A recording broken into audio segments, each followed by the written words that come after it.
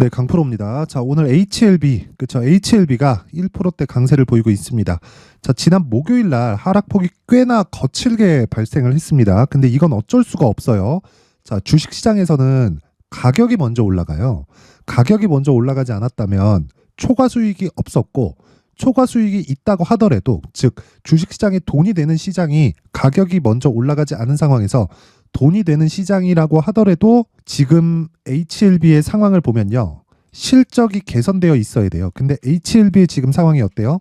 그쵸? 실적 개선이 뭐 적자가 줄어서 개선됐다? 이거 아니라는 거예요. 그쵸? 자, 여기 보세요. 22년도에 적자가 700억, 23년도에는 적자가 늘었어요. 오히려. 그쵸?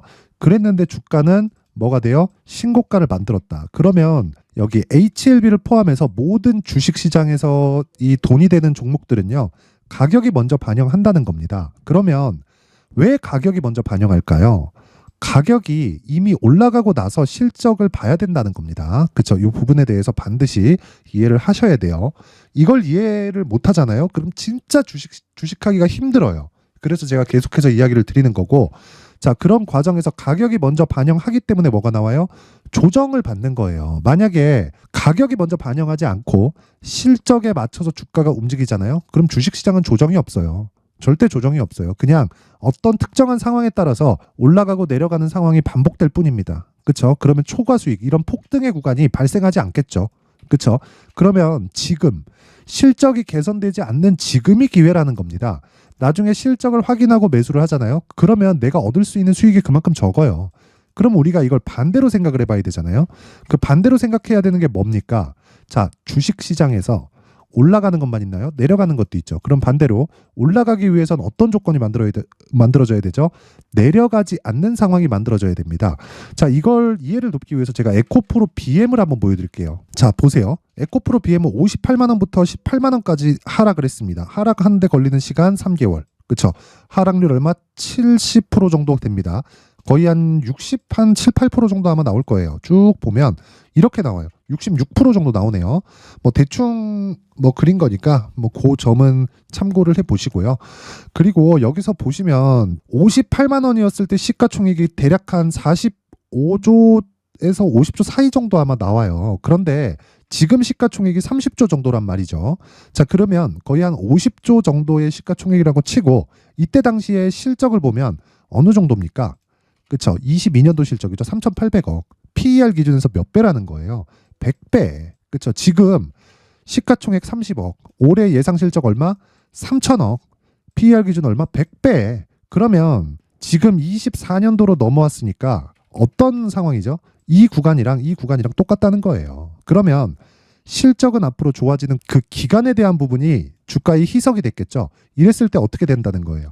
지금은 올라갈 수 있는 환경이 더 이제 갖춰졌다. 즉 지금은 저가가 높아지고 있는 상황에서의 PER 100배. 그리고 7월 달 고가를 만들었을 때는 저가부터 충분히 올라간 상황에서의 PER 100배. 그렇죠? 그러면 기본적으로 실적이 올라가는 과정이 나오기 전에 가격이 먼저 반영한다고 했으니까 가격이 먼저 반영할 때 뭐가 나와요? 초과 수익이 발생한다. 그런 부분에 대한 걸 어디서 확인할 수 있나요? 여기 이거. 그렇죠? 수급이 바뀌고 있잖아요. 그쵸? 자, 요 내용을 가지고 HLB로 치환을 시켜서 생각을 해보면요. HLB는 지금 실적이 어때요? 적자. 근데 호재가 뭐가 있어요? FDA 승인 신청. 이거는 리보세라닙의 이 거의 뭐 진양건 회장의 수건 사업이나 마찬가지죠. 거의 한 10년도 넘은 그 기간 만에 결실을 맺는 첫 단계에 와 있습니다. 그러면 실적이 개선되면 어떻게 되겠어요? 계속해서 장기 적자를 보고 있던 기업이 시가총액이 지금 얼마입니까? 6조 2천억이에요.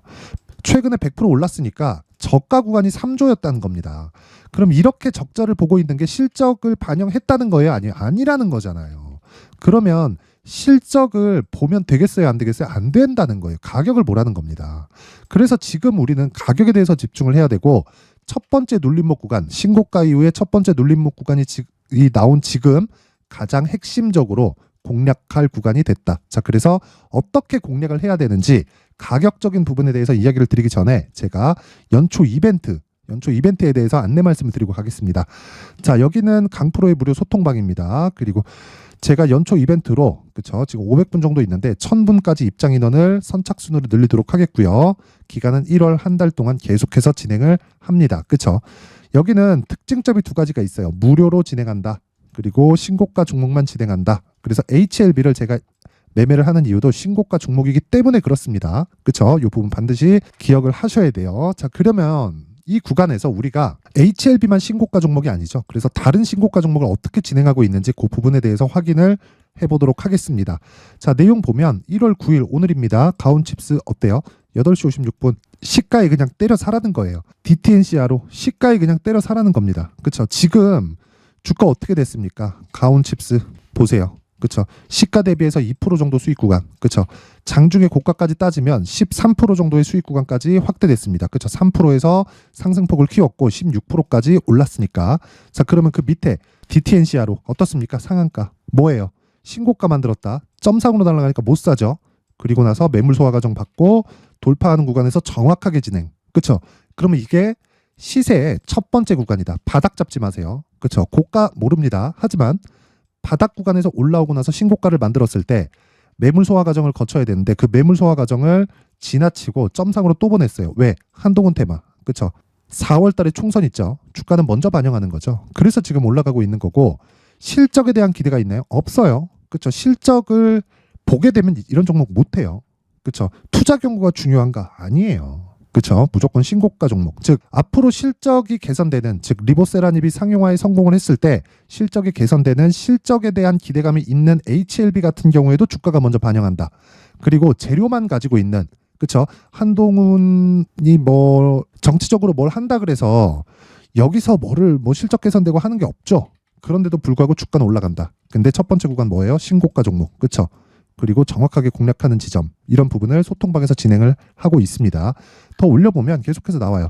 이스트 소프트 어제 상한가, 에코프로 머트리얼즈 오늘까지 상승 모든 종목을 스윙으로 진행합니다. 떨어지면 팔아요. 근데 최소한의 손절폭 몇 프로 잡는다? 보합권 구간에서 모두 끝난다. 기간 얼마? 2주. 그쵸? 이런 매매를 신고가 구간에서 해야만 그쵸? 내가 시장에서 주도주를 공략할 수 있는 겁니다. 어떤 종목이든지 다 동일해요. 이런 부분 절대로 잊으시면 안 됩니다. 자, 그래서 내가 자꾸 막 고가에서 물린다, 막 매매하기 힘들고 스트레스 받고 막 그런다 하시는 분들은요. 이번 기회에 소통방으로 들어오세요. 그렇죠? 제가 무료로 진행하지만 한 가지 내용 구독과 좋아요 부탁드리고요. 상단에 있는 전화번호로 참여 자, 참여라고 문자를 보내주시면 제가 그 번호로 소통방 입장 링크를 순차적으로 공유를 해드리도록 하겠습니다. 자, 그리고 연초 이벤트 하나 더 나갑니다. 제가 신고가에 대해서 계속 강조를 드리고 있다 보니까 이런 종목 이스트 소프트, 에코프로 머트리얼즈 그리고 밑에 내려보면 자, 가온칩스, DTNCR로 이런 종목들을 계속해서 내가 추적 관찰을 할 수 있게 여기 신고가 검색기 그리고 여기서 나온 종목들을 지속적으로 추적할 수 있는 여기 수익 모델에 대한 내용까지 제가 함께 내용을 준비를 해놨으니까 구독과 좋아요 부탁드리고요. 상단에 있는 전화번호로 참여라고 문자를 보내주시면 제가 소통방 입장 링크와 함께 수익 모델 그리고 신고가 검색기까지 함께 공유를 해드리도록 하겠습니다. 자, 그리고 다시 HLB로 돌아와서 보면요. 자, 지금 제약주 중에서 굉장히 좋은 움직임이 나오고 있어요. 왜 그런지 아시죠? 금리 인하니까. 시점이 문제인가요? 아니에요. 100% 인하합니다. 하지만 언제 인하할지가 문제인 거예요. 자, 그럼 우리가 여기서 한 가지 생각을 해야겠죠. HLB만 해야 될까? 자, 보세요. 종근당, 셀트리온 제약, 한미약품 그쵸? 어떻습니까? 다 신고가죠. 근데 신고가를 만들고 나서 뭐가 나와요? 조정.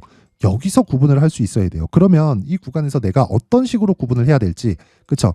이게 HLB도 크게 다르지 않다. 그래서 제약주들의 전체적인 가격대를 체크하는 게 지금은 중요하고 그 가격을 기준해서 내가 얼마에 매수해야 될지가 정말 중요하다. 그래서 지금 이 눌림목이 형성되고 있을 때 내가 매수할 수 있는 가격대를 잡자. 그 내용이 여기 가격과 단기 보유 전략입니다. 단기 보유 전략 뭐라 그랬어요? 2주 안에 수익을 볼 수 있는 것. 그리고 HLB 최근에 급등락이 심하죠. 그리고 제가 수급에 대해서 계속 말씀드리지만 외국인들은 지속적으로 쓸어 담고 있습니다. 그쵸? 여기 이 고가에서 매물 나오는 요거 뭐 40억 70억 요런 거 그냥 무시하셔도 됩니다. 기본적으로 이 펀드 자금들은 올리면서 담아야 돼요. 이건 어쩔 수가 없어요. 왜? 손절에 대한 비율을 정해놓고 매매를 진행하기 때문에 그렇고, 안 그러면 얘네들 실적이 박살나기 때문에 안 돼요. 그러니까 어쩔 수 없이 올리면서 사야 된다. 즉 매집은 올라가면서 나온다. 그건 미증시도 마찬가지입니다.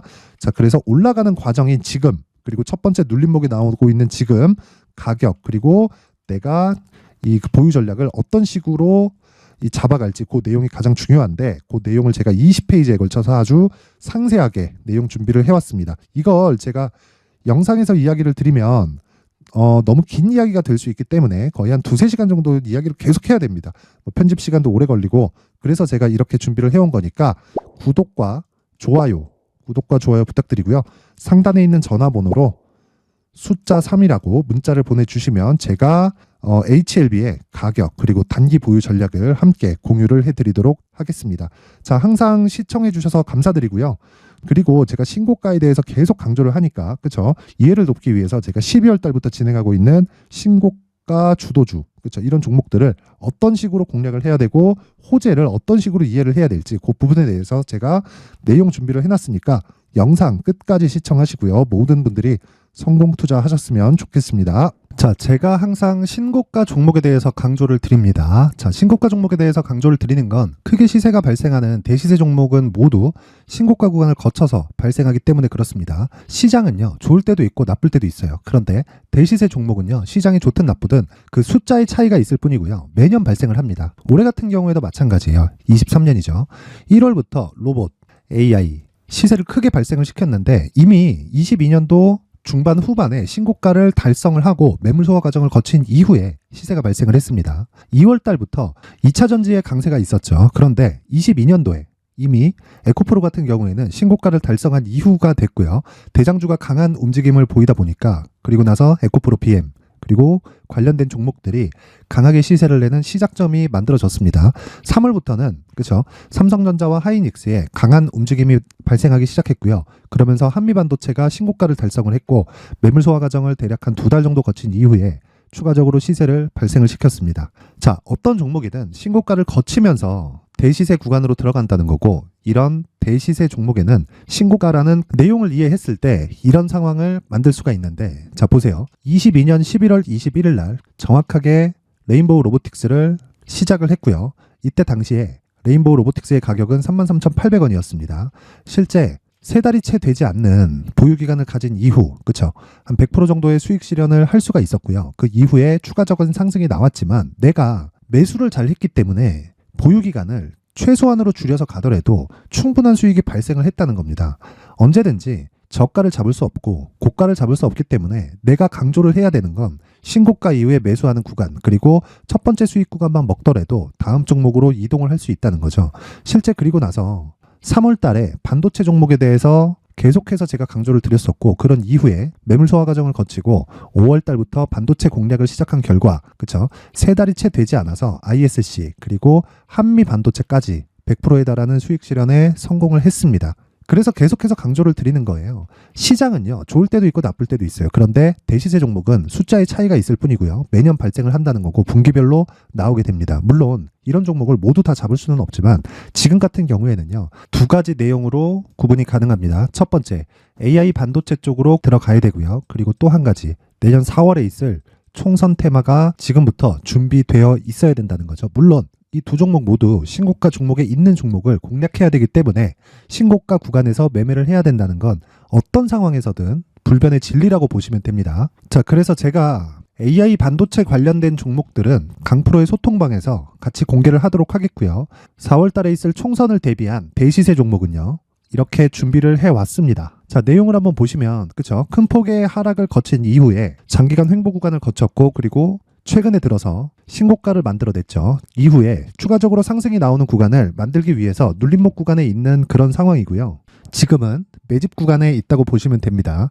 자, 장기간 매집이 중요한가, 단기간 매집이 중요한가, 이런 부분에 대해서는 모두 무시하셔도 되고, 무엇보다 신고가를 갔다는 것 자체, 그리고 변하지 않는 총선 스케줄을 본다면요, 지금부터 내용을 준비를 하셔야 되고 매집 구간으로 계속해서 삼고 있어야 됩니다. 자, 지금부터 물량을 잘 모아 가시면 정말 크게 수익은 낼 수 있는 매매를 할 수 있다라고 이야기를 드릴 수 있기 때문에 이 종목이 어떤 종목인지 잘 받아가서 결과적으로 큰 수익을 볼 수 있는 이런 매매를 해보고 싶어 하시는 분들이 계시면요. 구독과 좋아요 부탁드리고요. 그리고 상단에 제 전화번호 확인해서 대시세라고 문자 보내주시면 되고요. 대시세라고 문자 보내주시는 분들에 한해서만 제가 어렵게 찾아놓은 이 종목을 모든 분들에게 다 공유를 해드리도록 하겠습니다. 내년 총선은 바뀌지 않은 스케줄이기 때문에 이 종목 꼭 받아가서 모든 분들이 큰 수익 내셨으면 좋겠습니다.